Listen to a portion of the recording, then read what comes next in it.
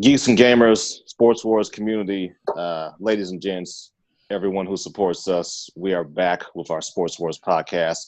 Took a little bit of an all-star break of our own last week, just had various things, various other engagements going on. As you guys know, we're all working class dudes, all have, lives, families, all that good, wholesome shit. But we are back to cover some recent topics and happenings within the sports world. And I am being joined by not only Roy Morgan, but also John Morgan, who's here with us for the first time in a cool little minute. How are we doing tonight, gents? Oh man, I'm great, man. It's glad to be back. Been trying to pump out this Gaming with Geeks Twitch channel and Facebook deal. So Most def. I missed it. This is my number one baby here, so I'm glad to be back. Yeah, absolutely. LeBron tried to trade us, man, but the deal ran out, and New Orleans saw the deal and publicized it, and then decided against it. So. Yeah, once they saw Morgan on that, they were like, "Oh hell no, not those two." Absolutely not. It ain't big enough. Yeah, we're gonna get to some shit involving them a little bit later. But in any case, and this particular story is very off the wall for a number of reasons. Now, when this initially broke, obviously, it was all fun and games. People were getting their jokes off. Everybody was getting a good laugh. And understandably and justifiably so, because this was a fuck-ass situation. But then we found out a little bit more about some of the underlying elements of what was going on, and suddenly it casted the whole thing kind of in a darker light. I'm sure you guys can surmise we are talking about the situation involving Robert Kraft, the owner of the Super Bowl champion New England Patriots. Now, Kraft is, as of today, was officially charged with 2 misdemeanor counts of first-degree solicitation of prostitution.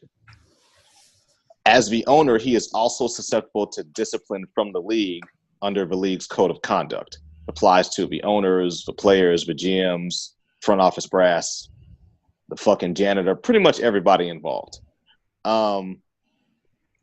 We're not going to get into the sordid details, but the police department that's been running this whole sting, which apparently, like I mentioned before, the darker element is that this apparently involves human trafficking. The ladies giving the services at this point possibly are being held there and basically against their will. You got the viewers, the listeners, you guys can do your own research into human trafficking. It's not cool. We won't get pretty fucked up. It's not cool at all. Overall reaction to this, just like I say, really out of the blue, like what the fuck moment that took place. I mean, it was. It kind of caught everybody off guard. I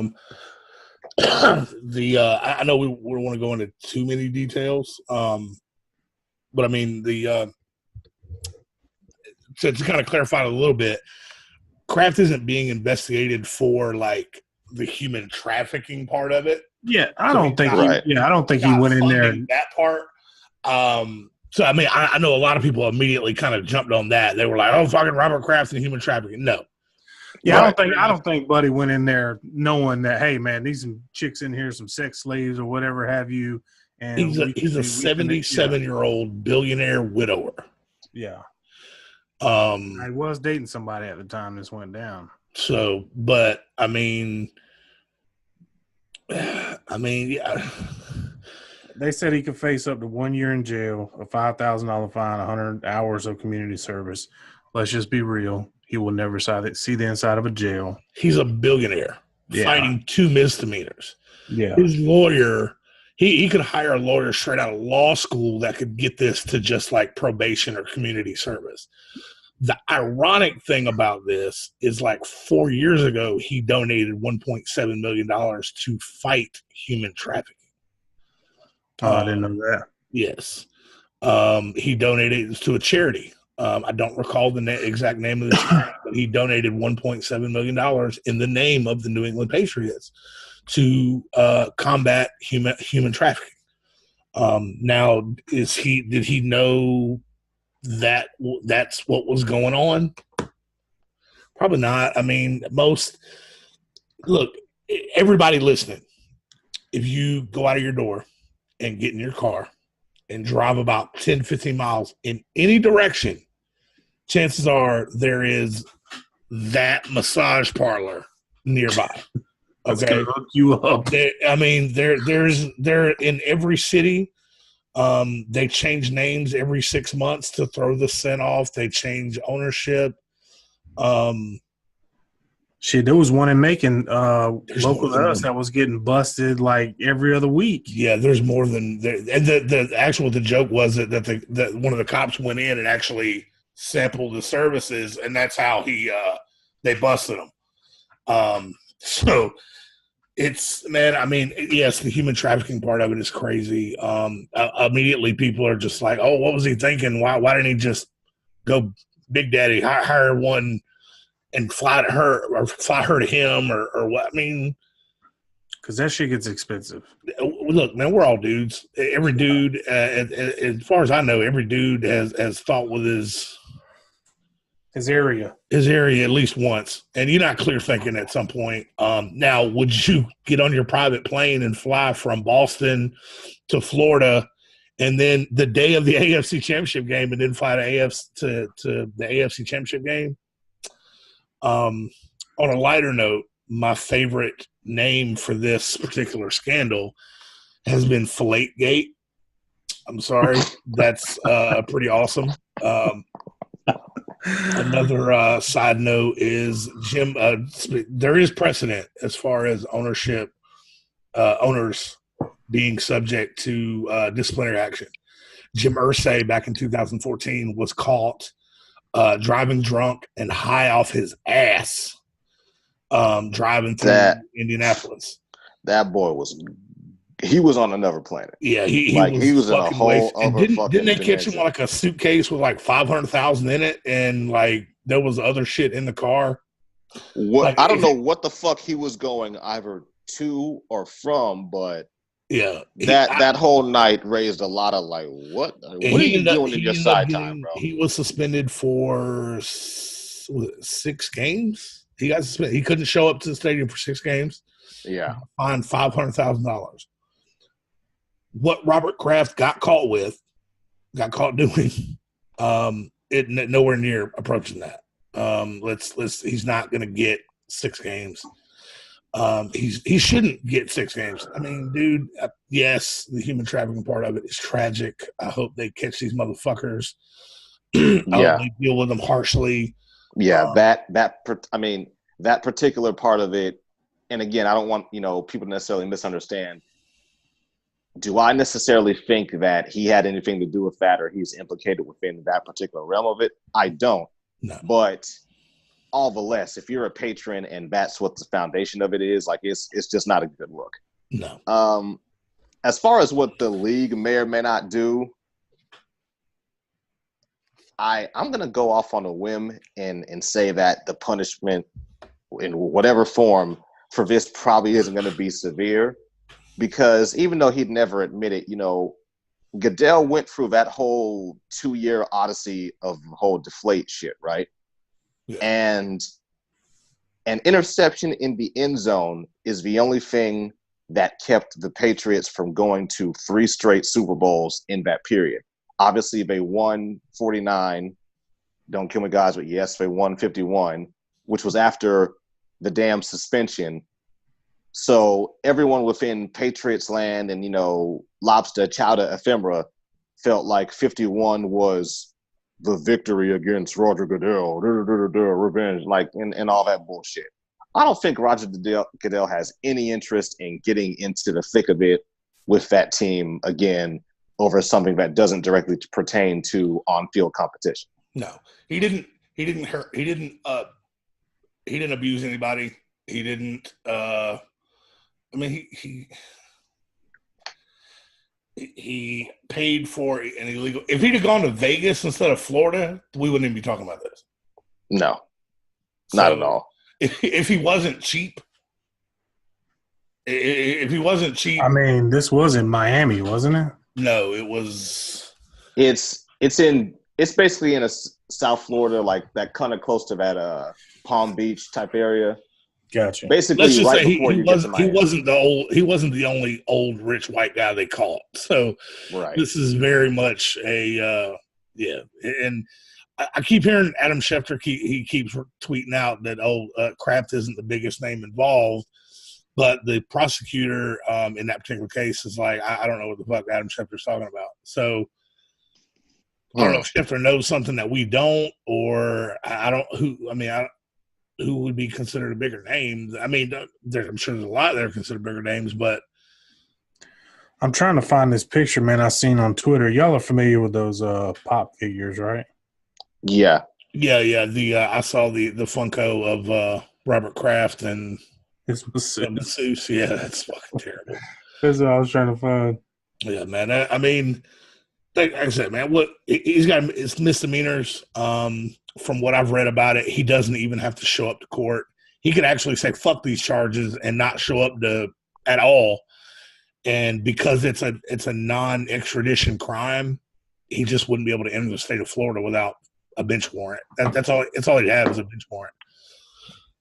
But that could be a problem with next year's Super Bowl being in Miami if the Patriots in fact made it, or the next Miami Dolphins game, or if they play Jacksonville in Jacksonville, or Tampa's on the schedule. So that's about it. Imagine how lowly this man's opinion of the Kansas City Chiefs is if this is what he was up to before the AFC Championship. He wasn't like, hey, man, we need to get our heads in the game. He was like, man, I'm going to go down to Florida real quick, slide a little something, and then I'll fly out. Like, it wasn't even – He was getting his head in the game. Apparently, I read some of the specifics. Apparently, he was in and out, so it wasn't a. I mean, he's 77, dog. I mean, he's got to be shooting dust at this point. Dude, I got to think again. I mean, I know we're trying not to make light of this too much of the shit, but we joked around that he flew from Boston to Florida and then to KC the day of the AFC Championship game. So the worker must have some kind of skills. Then for, again, 77-year-old dude, apparently it was it takes me long. It takes you longer to boil water, is all I'm saying. And see, not only that, but the other aspect of the reaction to this is all the conspiracies. Now, obviously, you have the whole, oh, well, he's a billionaire, globalist, this, that, and third. But then the other little thing that's floating around is, Robert Kraft has been palling around with Meek Mill for like the last year and a half. And, we all know that Meek had his whole legal situation that was kind of largely predicated on a bunch of arbitrary nonsense. Blame it on the black dude. Who's gonna be on the so there's hold on. There's the blame it on the black guy element of it from the from the usual suspects. Yeah. And then from the opposite side of the spectrum of those people is the ones who are saying, oh well, since Robert Kraft is helping Meek with criminal justice reform, this is the white man sending him a warning. Yeah, true. I mean, who's going to be on the free Robert Kraft posse track? Like, we got Meek Mill. Gucci Mane. Probably Gucci. They got to have some Boston representatives in there. What do we got, like Everlast or Cypress Hill or some shit?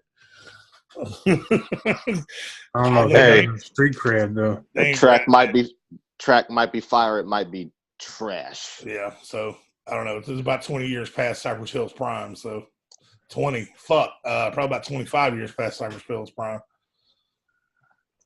Yeah, literally scrolling through my news feed on Facebook, and the story comes up about the spas not being in any trouble recently. Really? In my local area, yeah. I doubt it, but you never know how it goes with Facebook and YouTube algorithms. Yeah. Check this out, y'all. Let me give y'all some sound advice. If you are anything that ends with illionaire, whether it's a M, a B, God forbid a TR, whatever the case, motherfucker, if you got a lot of money and you got to pay for this shit, move smarter. Have the things come to a private, undisclosed location. Just make sure the Wi-Fi is off, so ain't no cameras going. Like, just don't. Yeah. Just be smarter about it. And there's That's places you can go where the shit you're not catching charges. Right. Vegas. Yeah. Go to Yeah. Vegas. Shit's legal there. I mean, yeah, go to Vegas like that bum ass football team is going. Anyway, moving right along. It has been a minute, fellas. This Antonio Brown shit just would not go the fuck away. It wouldn't be a normal I want to trade type of situation. It something coming from Pittsburgh can't go along the normal notes. It has to be extra. So to give everyone kind of a brief summary or an up-to-date brief summary, this dude has basically gone on his social media and aired out all the inner dynamics of that locker room. We can basically surmise from his point of view, at least, that Big Ben is an asshole and that he has specifically an owner's mentality. Make of that what you will. Not only that, but after Antonio Brown's amicable meeting with the Rooney family, where they decided that, we're going to go ahead and part ways, the Steelers brass, I believe it was their GM, is speaking on the situation and basically says, Roethlisberger can do what he wants, says what he wants, and that all of this is in place because the other 52 grown-ass men on the roster are his kids under him. Yeah, the latest development as of today pertaining to, actual football, the actual goddamn trade, only 3 teams have inquired about Antonio Brown, and the Steelers specifically want to ship him to the NFC. They want no parts of the rest of the AFC North teams, and they want no parts of the fucking Patriots. But only 3 teams have inquired. Let's just say 2 out of those 3 are NFC. That is not a great deal of options. Because I don't believe this just to be about the situation there in Pittsburgh. I know that's what's kind of getting the press right now is that the relationship between Ben and Antonio kind of deteriorated. Antonio's got 3 years left on his deal. None of it is guaranteed. There are no remaining dollars left on his deal, and he wants to rework it. And Pittsburgh, pretty much, fuck you, no. We reworked your deal the last time, and you were on this deal, and now you want to redo it. No, fuck you. And Pittsburgh is notorious. I mean, obviously, we saw them kind of take a hard stance with Le'Veon Bell this past season. They don't give a fuck. Now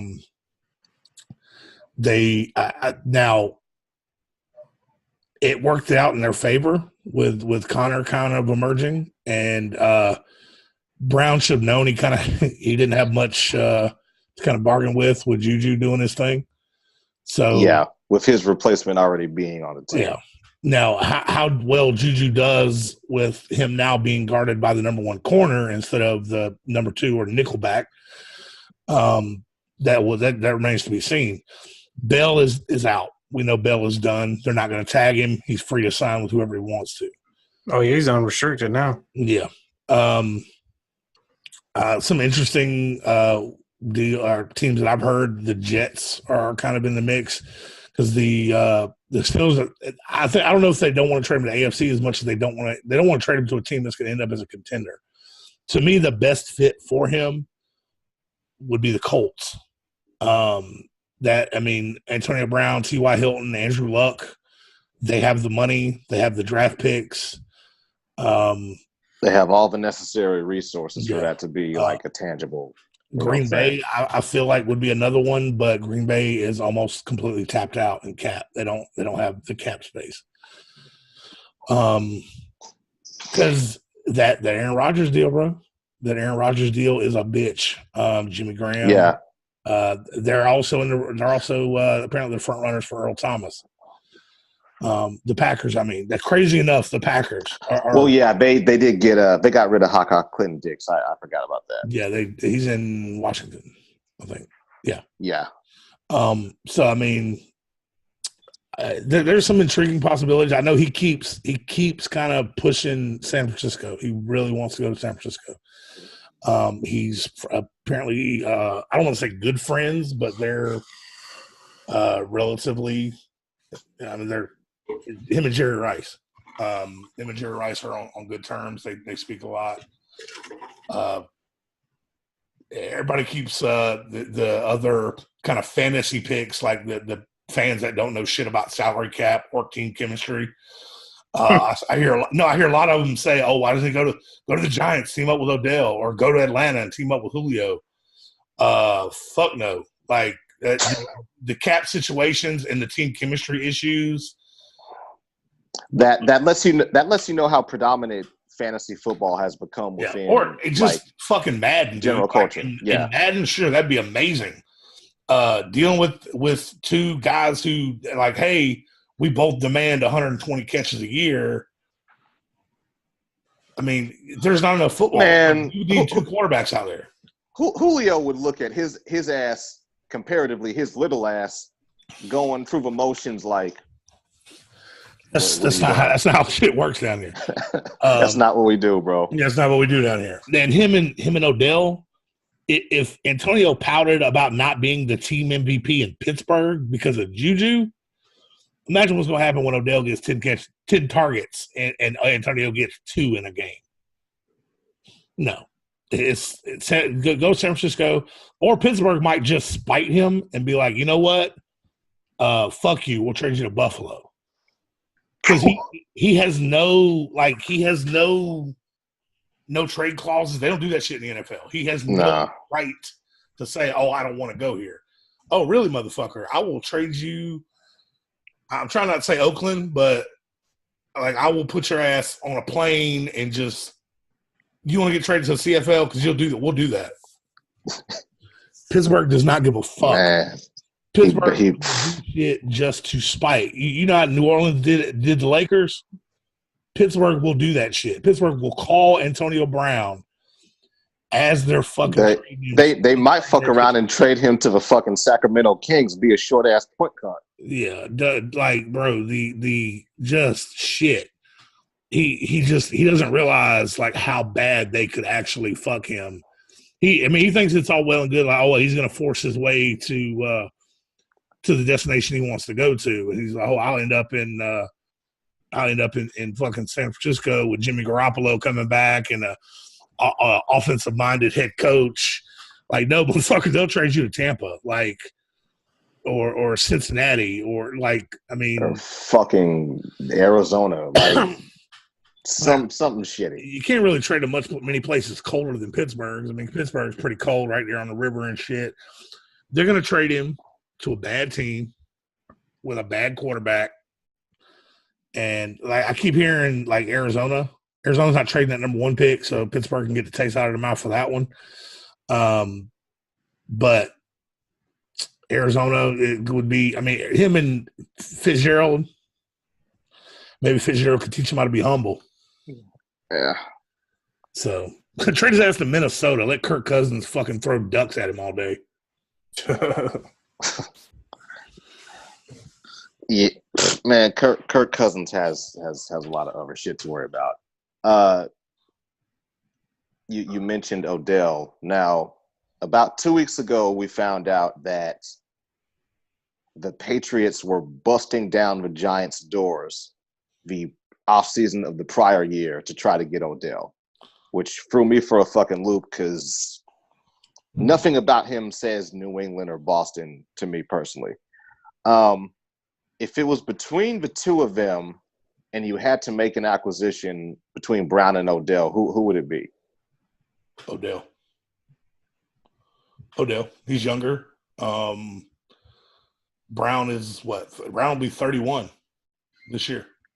Yeah. Odell is 25, 26 or younger. He hadn't been in the league that long. Let's see.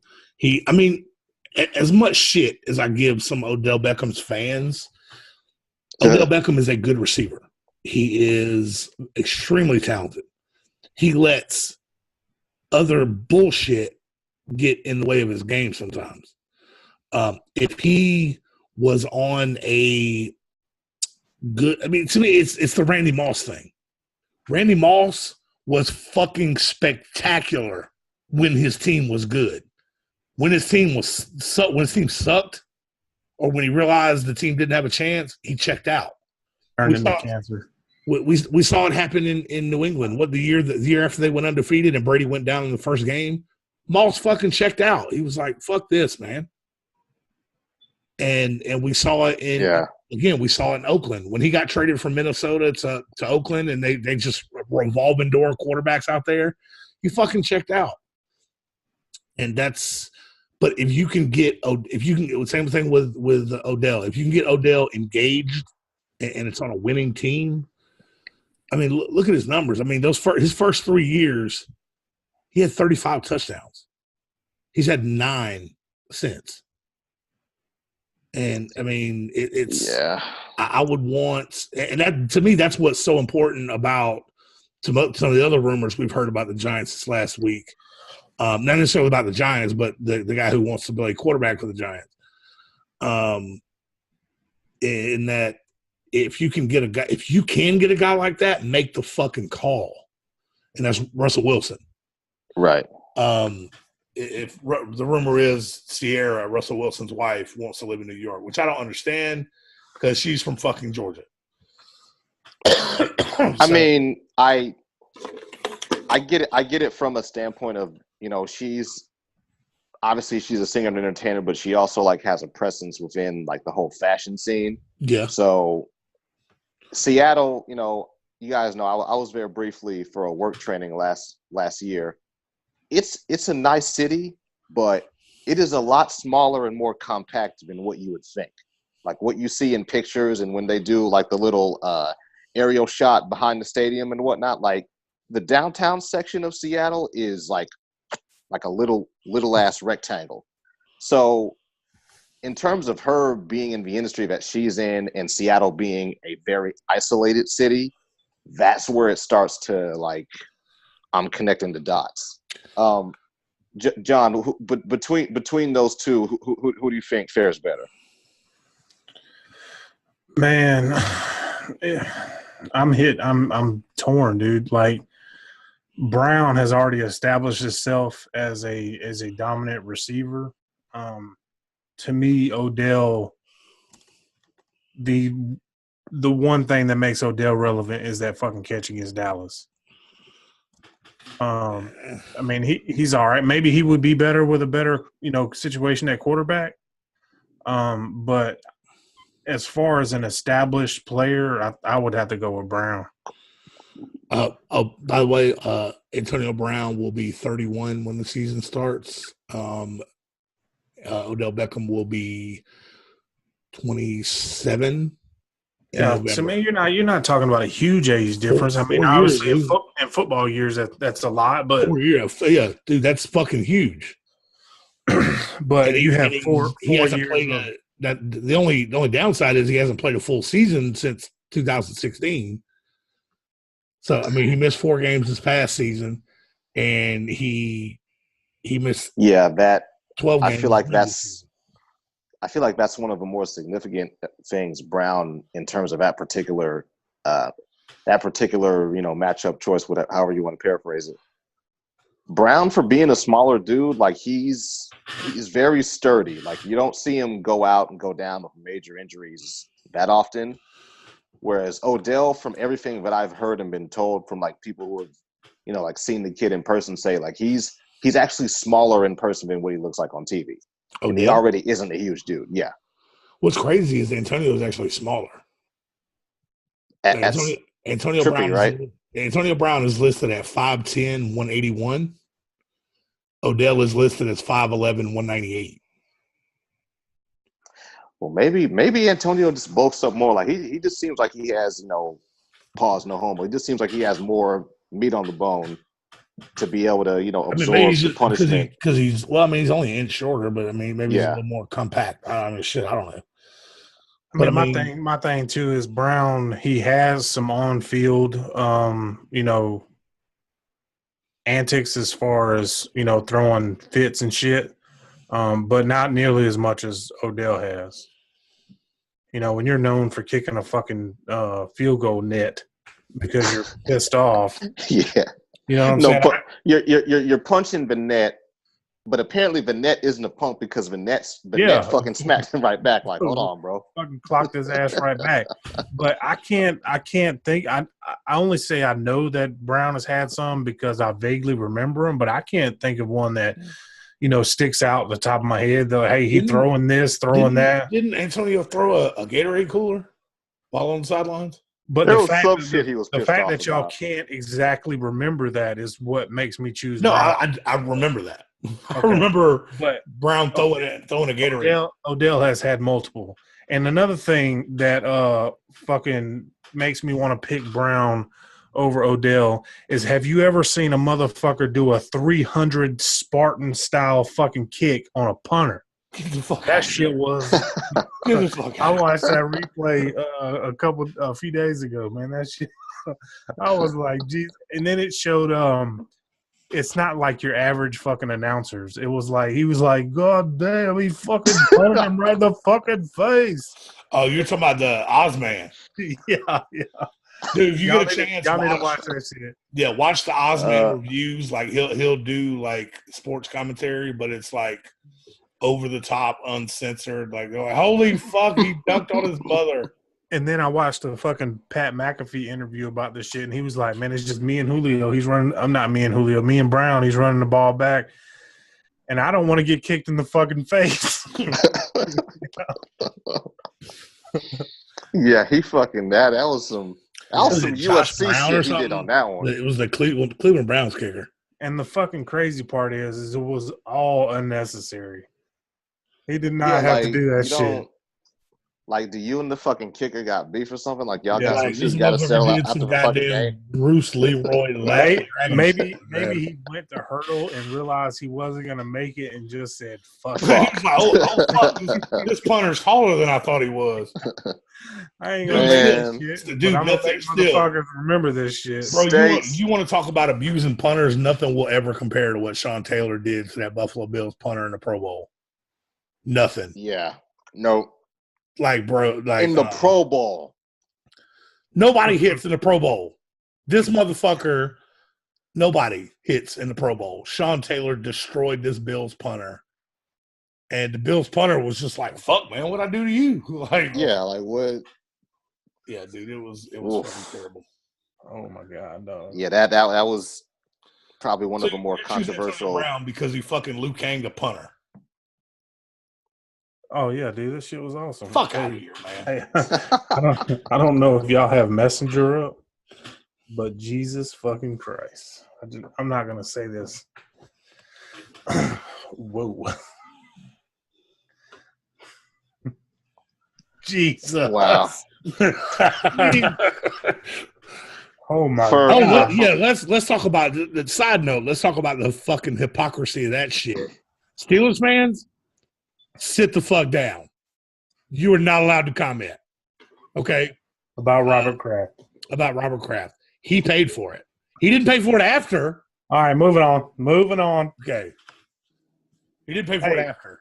Are we going to touch base on this last chance you, Cat? I will. Don't say stupid shit. Moving on. Yeah, have you ever seen that show? No, I haven't. I've caught a little bit of it here and there, but man, it's been in the fucking Netflix queue for like a year and a half. Yeah, I don't care. I didn't really care for the second season. Matter of fact, I haven't even finished the second season. But the first season, I liked the first season.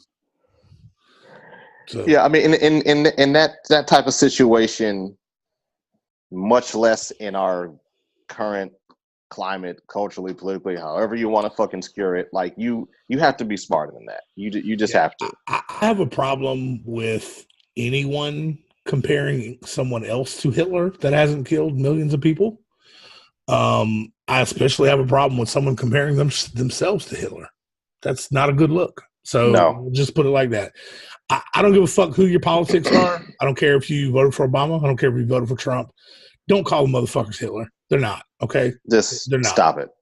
They're not. They didn't. They didn't try to wipe out an entire population of people. They're not openly murdering anyone. They're not sending anybody to gas chambers. Stop comparing everybody to fucking Hitler. Ovens and shit. Like, yeah, that shit. God damn, dude. Like, not everyone. Like, I don't care. I can't count how many times I heard Obama compared to Hitler and then Trump compared to Hitler. I don't give a fuck. You might hate Obama. You might hate Trump. Neither one of these motherfuckers are Hitler. Please fucking stop. No, nowhere near. That's my political statement for the day. So yeah, that coach he took a very deserving L on that bullshit. Oh, he resigned. Yep. Yeah, he resigned. Shit. Bye. He was from Oakland. Not trying to put that on you, Pat, but yeah. God damn, dude. Bye. That's what that's what he talked about. He was like, "Oh yeah, I'm from Oakland," and you know what I'm saying, he was I don't know. He's going back now. Bad decision. Well, I get a feeling he was doing that away from home for a fucking reason, because out here everyone's gonna be looking at him like, yeah, he took a big ass L on that one.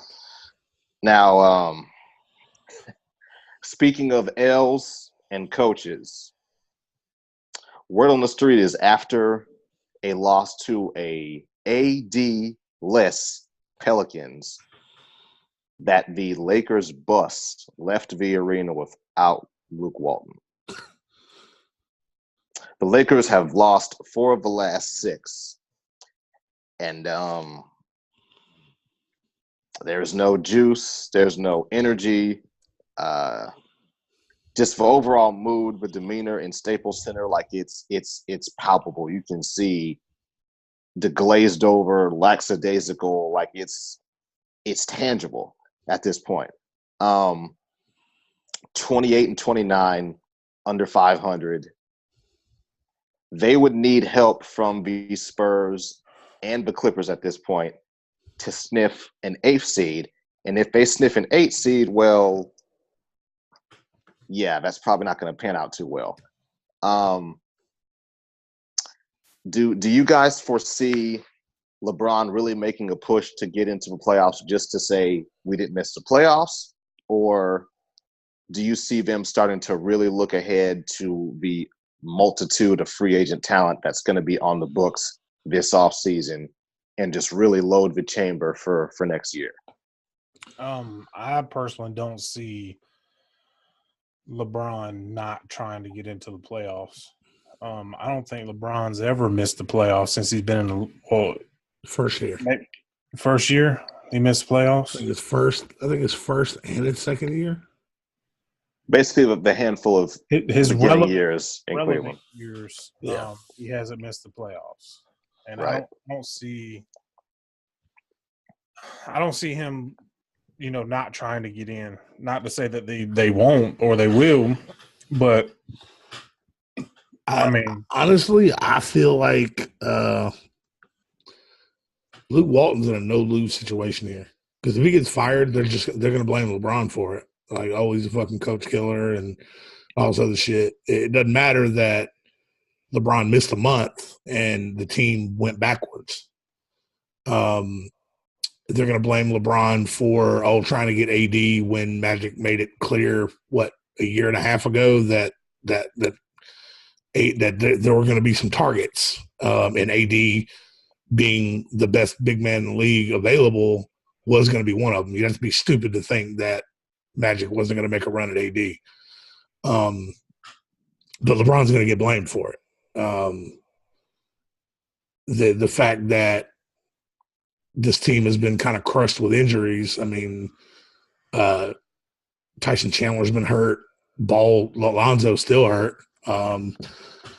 Lonzo, for as much shit as I know John gives him, as much shit as I've given him in the past, Lonzo's still one of their best defenders. They don't play defense. LeBron is still, I don't give a shit what he says. He's still not, I don't believe him to be 100%. I won't say he rushed back, but you can kind of feel the urgency. If he somehow takes this team and turns them into a 7 or 8 seed, obviously that would require a free fall by, I want to say, by the Kings and the Clippers and somebody else. The Spurs. The Spurs. The Spurs who lost to the Knicks yesterday. Yeah, the one in what Greg Popovich called a pathetic defensive failure. Side note: I think Pop is done after this year. I thought Zach was done here, but there's no pressure on Luke Walton. I think LeBron's going to catch the blame for it. Outside of LA, I think the Lakers fans in Los Angeles kind of know what the deal is. I don't think Luke Walton's 100% to blame. I think that the kids haven't matured the way that everyone wanted them to, and then they forgot that this is a fucking business. So some of them, maybe Ingram, maybe Kuzma, took the trade rumors kind of personal. And, I think they took it very to heart. And whereas guys like Rondo and Lance Stevenson are like, this is not a big fucking deal, guys. Yeah. Rondo's been traded God knows how many times. Lance, I know, has been traded a shit ton of times. Whereas a lot of these guys, it would have been their first kind of go around on the trade block. But I think it would be tough if they miss the playoffs. But it's like LeBron said, man. What's he got to prove? I mean, here's where I'm at with it, big picture, as opposed to the little bit of dysfunction they're having now. Because I mean, teams go through shit. You know, it's a long season. There are ups and downs. I feel like the element of this that's really going to stand out in the coming months is that notice how there's stuff that LeBron and LeBron's camp will allow to be, out on the surface, kind of, above the radar, so to speak. And then there's always the stuff that they do covertly. Kemba Walker is going to be a free agent. I see them snatching up Kemba Walker like a thief in the night, and the entire NBA landscape going, oh shit. We were so distracted by the AD fanfare, and we were so distracted by, the early on Lonzo versus Rondo debate. All this other little shit kept us from seeing the big picture and realizing, like, they just went out and got one of the best point guards in the game who is a ready-to-win now guy. How fucking hilarious would it be after all that shit LeVar Ball talked about being able to beat Jordan one-on-one if they pull a sign and trade for Kemba for Lonzo, and Lonzo goes and plays in Charlotte. And Jordan shows up to greet Lonzo as he's getting off the plane with his fucking cigar, and his dad gets off the plane like, heard you was talking shit. Just like heard you was talking shit. Obviously it's not in the cards for LA this season. Because if they make a run at Kemba, then Lonzo's expendable. Because they're not going to they didn't draft a backup point guard. Without question. Yeah. They could go through the D League and find a half decent guy to come in and back up. Like and a bunch of those other pieces, that's the other part of it, but I feel like people are short-sighted on is a bunch of these guys who are there now are just on one-year contracts. Yeah. So when they're done and they decide to allocate X amount of cap space, like, okay, well, to get, like you guys can go on to whatever, new opportunities. I think all the fanfare is just because it is LA, and LeBron in LA, something that big of a deal, people erroneously they rush the whole process mentally. Like, oh, well, LeBron's in LA, and LeBron took that Cleveland roster to the finals. So we should take no, it's not that simple. There's more complexity to the shit going on. Yeah, the Lakers have 1, 2, 3, 4, 5, 6 guys with more than one. They only have 6 guys on the team that have more than 1 year left on their deal. One of those guys is LeBron. So really, it's 5. Yeah, the other 5 are, I want to say 4 of those 5. Or no, excuse me, they have 6. 1, 2, 3, 4, 5, 6. Okay, 6. Not counting LeBron. 4 of those 6 were involved in the AD trade rumors. Lonzo Ball, Brandon Ingram, Kyle Kuzma, Josh Hart, Mo Wagner, and Isaac Bonga. Bonga and Wagner were about the only ones that weren't involved in the fucking AD trade rumors. So they get to completely blow this squad up after next year with all these 1-year deals that are coming off the books. Lance, Mike Muscala, Rondo, Caldwell Pope, they're all coming off the books. Caldwell Pope makes the most at $12 million. So yeah, it's inevitable that they're going to make a strong push for probably more than one name. I see them trying to get some semblance of a big three formed and go from there. Well, to close things out, fellas, I actually want to throw a little bit of rapid fire at you guys because, like I said, there's been a decent amount of shit going on.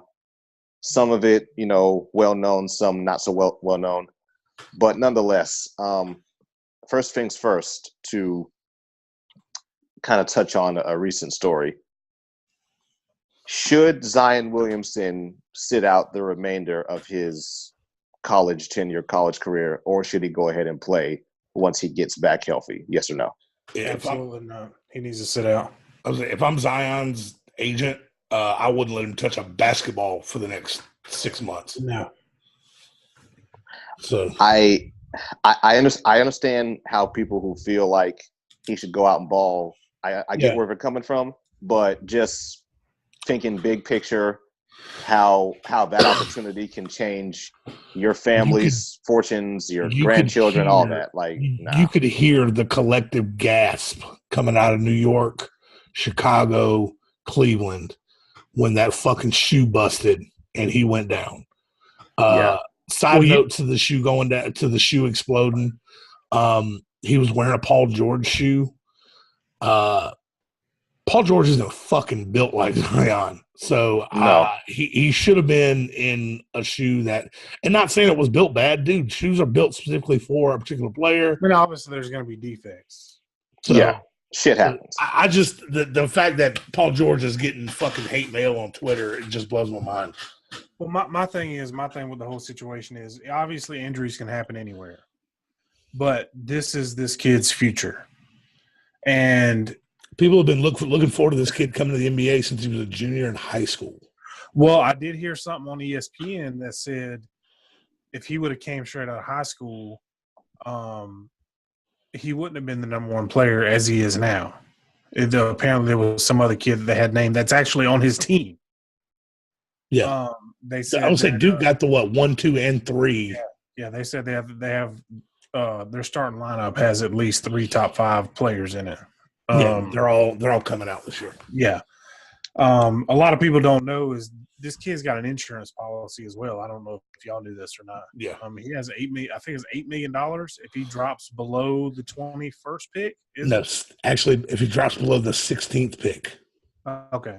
If he drops below the 16th pick, he makes $8 million. Irregardless of that, this kid needs to sit down. This is his future. He's earned this. Duke, that North Carolina Duke game, they said the cheapest ticket was $2,500. This kid ain't getting none of that shit. And you can say, oh, he's getting a scholarship, he's getting this. Those scholarships aren't cheap. Bull fucking shit. These kids make millions of dollars for these schools, whether it's basketball, football, whatever, and they don't get shit. Well, okay, let's do this. Let's do this. I know this was going to be a rapid fire. Let's see. Oh, it's just the first of a few. So make your stat searching quite quickly. All right, Duke tuition for the last year that it was public that I can see, $49,241 a year or semester. Which one? What is was it Cameron Indoor? That's what I'm asking you. Is that 49,000 per semester or per year? I believe that's per year. Okay. So there's what, 3 semesters? You can break that shit down. We're not doing it. No, we're going to do one semester. No. That's what I'm saying. I'm saying the viewers can break that shit down. Cameron Indoor, that's where Duke plays basketball, right? Right. So that's a home of 9,314 capacity, which is crazy. That seems very small. Yeah, it's not a big or huge arena at all. Wait, their arena only holds less than 10,000 people? Yes. Yeah. Holy shit. Yeah, I mean, you're talking to me and John are college football guys where Sanford Stadium holds 100,000. So if the cheapest ticket to that Duke North Carolina game, if it was at Duke, I think they said it was $2,500. Okay. The cheapest ticket is $2,500. If everyone in that stadium paid that, which we know they didn't because that was the cheapest ticket, more expensive tickets, significantly more. One semester of tuition. How much I say it was? 49? Yeah. Okay. Sell out. Are you saying one semester or 1 year? I would say I take it back. That's a year. 59. Okay. Okay. 59,000. Total ticket sales. If they sell out that stadium, $23,285,000. Yeah. See, and the kids don't get none of that shit. That's one game. Yeah. That's a whole nother podcast in itself. There's no way. There's absolutely no way you jeopardize him going to the NBA and making that kind of money as an individual talent. Yeah. So please keep telling me how to lose in the second round of the tournament. Yeah, please keep telling me how they're paid enough by just their scholarship to bring in $25 million in one game. I think the problem with the whole paying shit is they don't know how to separate it.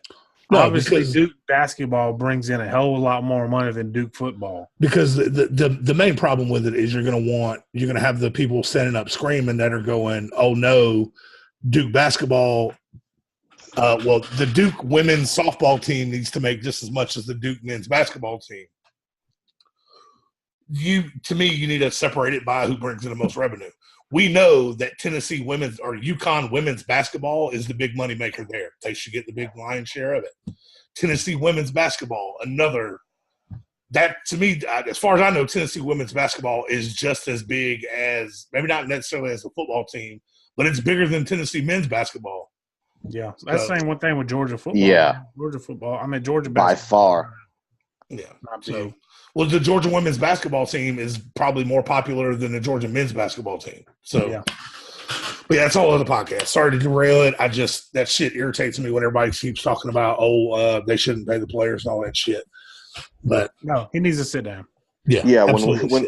When we cover that more in depth, we'll go ahead and send the link to Doug Gottlieb. Related to that, let's just say for the sake of argument, Zion ends up in New York like we all hope he does.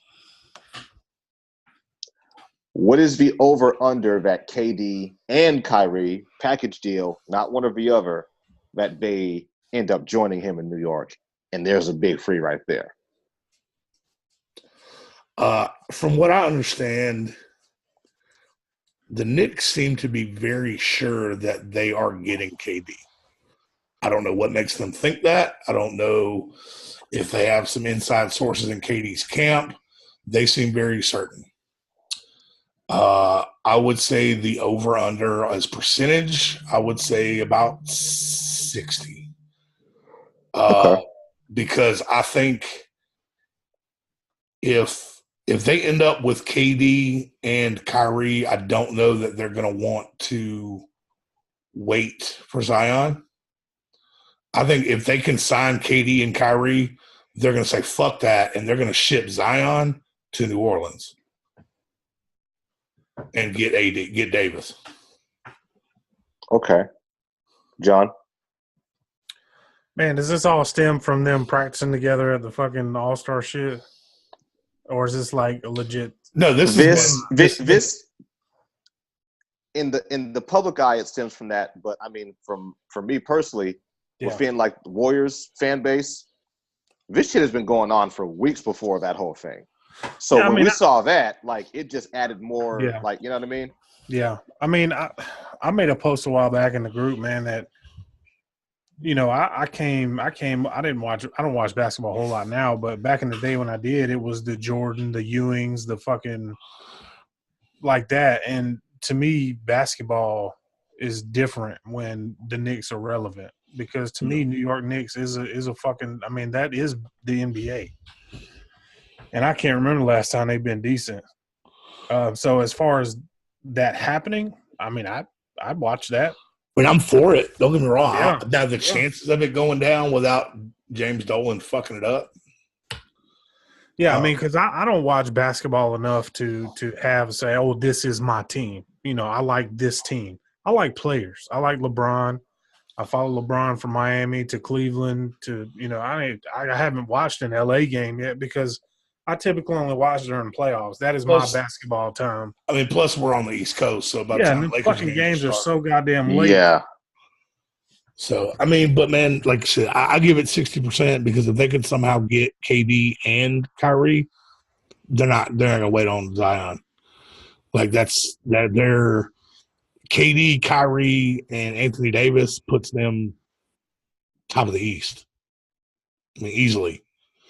I think even with Zion, though, man, it puts him at the top of the East, dude. Zion's a fucking beast. I know I think he's extremely talented, but if you can use a guy that is widely believed, like, oh man, this kid's going to be a fucking superstar, to get a guy who is already a superstar. With Anthony Davis, like Anthony Davis, I mean, don't get me wrong. I'm not wishing this on Zion at all. Zion could go out in the second game and pull a Gordon Hayward and is done. So, whereas, I mean, same thing could happen to Anthony Davis the second he gets traded to New York. But Anthony Davis can happen anytime, anywhere, really. Yeah, Anthony Davis has proven that he can do this at this level. Zion hasn't yet. So, and there's nothing that any team has, Boston included, Boston, LA, whoever else was interested in Anthony Davis, there's nothing else that anyone has that will trump Zion. So if New Orleans says, hey, you can have Anthony Davis, we want Zion, and whatever old furniture you have sitting around the house, I'll come pick it up. Then that they're gonna fucking do that. New York would be an idiot not to do that. And I like Zion. I think Zion is an insane he is the once in a lifetime talent that LeBron was. Yeah, New York is they're gonna get AD and they're gonna get the leftover gumbo that Marcus Peters served. What's his fucking face? That asshole coach Sean Payton. Yeah, his fucking name escaped me. Last but not least, and this is a two-parter. All right. One, does Earl Thomas join Richard Sherman in San Francisco? And two, on the opposite side of the country, does Gronk actually hang it up and retire? I've actually heard new reports stating that Gronk has said he's coming back. Okay. And now, does Belichick want him back? Belichick could easily be like, fuck this, we're trading him. We tried to trade him last year to Detroit, and Kraft vetoed that shit. Well, you're busy now, Robert. Go deal with Flakegate. And now as far as Thomas goes, I think the Packers got mentioned as a possible destination for him. But I think even if San Francisco gave him a little less money, the ability to be able to stick it to Seattle twice a year, we all know they didn't part on great terms. The last time we saw Earl Thomas in a Seahawks jersey, he was flipping off his own sideline as he was being carted off. So, shameless plug. That's a thumbnail on one of our videos. Yeah. I was thinking it should be the thumbnail on this one too. But yeah, man, I do think I don't think it has to do with Sherman. I think it partly it has to do with Sherman. Familiar faces. He's got a friend there. They can bullshit. They can talk up the younger guys. Legion of Boom 2.0 down there in San Francisco. But I think it would have more to do with him pretty much being able to stare meanly at Pete Carroll across the sidelines twice a year. And to be able to do that while being cheered by Seattle's fans because he is still a legend in Seattle and they still love him. Yeah. Hell, all those guys are really. John? Yeah, man, I'm the same way. I'm hoping he can bounce back and recover from that injury. You know how bad it was. It was just a broken leg. Bitch, it's still a broken motherfucking leg. I ain't never broke a bone in my body, so I can fix that bitch. But yeah, man, I mean it'd be cool. Personally, I don't like Richard Sherman, so I don't. You know, I think you can't call yourself a lockdown corner. Strictly football reasons. It is. It's a football reason why I don't like. That's what I'm saying. I'm putting that out there because some people. Oh yeah, I like Richard Sherman in the fucking thug. Like no. Yeah, no, I don't give a shit about that. He's a rare person. Sherman's a fucking Stanford graduate. He's not a fucking thug. Come on. Oh yeah, no, dude. I'm sure dude's a fucking smart ass man. I'm fucking smarter than me. Yeah. Just to me, you're not a lockdown corner if you want guard one side of the field. He talked that talk to Roddy White too much for y'all liking, right? I know Roddy White owned his ass. I'm not like I'll review those stats. Roddy White, Roddy White. But as far as Gronk, man, why wouldn't he come back, dude? You got it fucking made in New England. Give it another run. To leave when fucking Brady leaves. That'll help you out. That'll not expose you. Because to me, Brady makes Gronk. I don't think Gronk is as good as he allegedly is without Brady. Well, I mean, the thing about it is when they tried to send him to Detroit to Matt Stafford, he was the one who went in and prompted Brady, who prompted to going to Kraft and them, kind of going behind. I don't think he was pissed off that he was going to Matt Stafford. I think he was pissed off that he was going to Detroit. Like, yeah. He went to, and then when he found out that he went to mommy and daddy and complained. Yeah. Yeah, if they would have sent his ass to like Miami or some shit, I don't think he quite would have been as upset. Yeah. Well, hey, we're a cold weather sport. We're gonna play in fucking Detroit. Pack your fucking mittens. Yeah, drink your ass some hot chocolate and go, block. But that's gonna do it for us this week, folks. Gentlemen, do we have any shout outs or things to get off your chest? Either or. Yeah, man. Obviously, I'm gonna step in and take my shout out in front of Roy because I'm the guest. Hasn't been here for a while. Fuck you, Roy.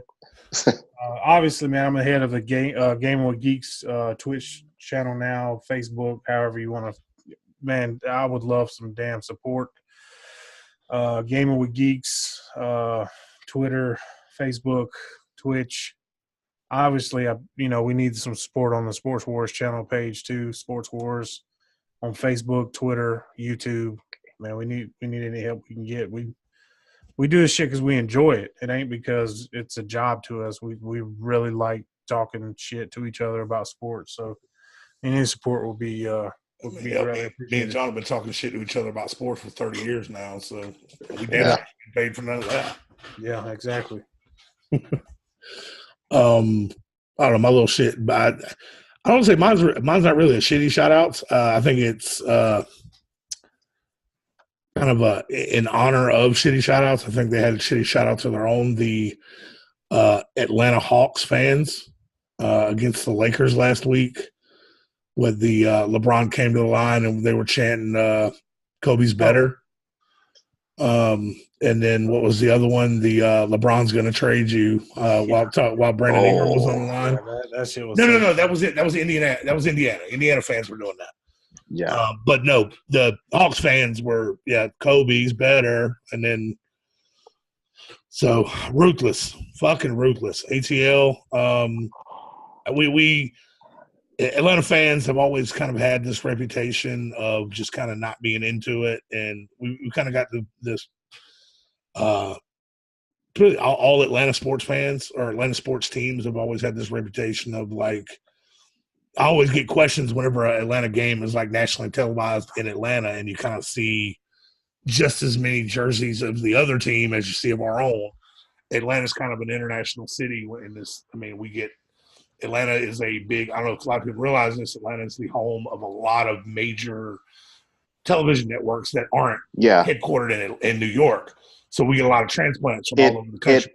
From a business standpoint, commerce, travel, like it's one of the big hubs. Like Atlanta is basically New York 2.0. People don't realize it, but like no, it's not Philly, it's not Boston, it's ATL. It's like it's New York 2.0 and LA on the East Coast. Like it's basically we've got the busiest airport in the world. People are always through it. I mean, but still, Atlanta gets this reputation of we don't support our teams. Well, it was kind of fun, even if it was at LeBron's expense, to hear them kind of getting into it in a team against that. Well, with this Hawks team, that's like fifth worst record in the league right now. So I mean, they're building excitement. Yeah, it's spin cycle the other day. It's Trae Young and hopefully a bright future. Hopefully, you guys as GM making some smart moves. One of those kids from Duke ends up down here. Shit, hopefully, man. Yeah. That way I can, no longer despise them. For my shout-outs, obviously, I never, ever would want to wish injury or see a kid go down, much less a kid who's 280 pounds and saw his body weight go one direction and his knee go the other. I'm glad that Zion's injury was just a sprain because it could have been a whole lot worse, particularly non-contact. Yeah. And we don't see that often in basketball, but people forget there are some really nasty injuries throughout the courses of the history of NCAA and NBA too. Yeah. All right. I won't start going down the list because I don't want to, have somebody who's squeamish, Google some shit that they shouldn't. But nonetheless, all that being said,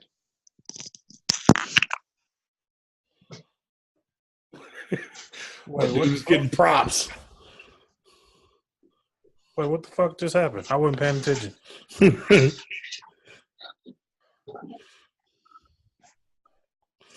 Oh, shit. All you dookies who were talking all that big shit, take all that and shove it up your ass. And that's all we got for you guys this week. Like, comment, subscribe. Check us out on Instagram. Check us out on Twitter. Check out our other videos on YouTube. We got to get our watch time up, like Jeremy says. And that's all we got for you. Peace. Fuck Tom Brady. Was that hat outside?